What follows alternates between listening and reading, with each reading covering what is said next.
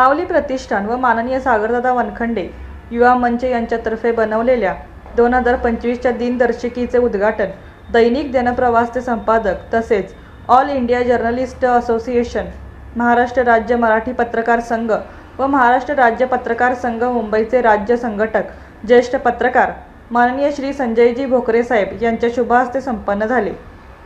माऊली प्रतिष्ठानतर्फे केलेले विविध सामाजिक कार्यांची माहिती यावेळी श्री भोकरे साहेबांना दिली। त्यांनी या सामाजिक कार्याचे कौतुक करून भावी वाटचालीस शुभेच्छा दिल्या। यावेळी माननीय दिगंबर जाधव, माननीय अभिजित शिंदे, माननीय अमोल थोरवे व आदी मान्यवर उपस्थित होते।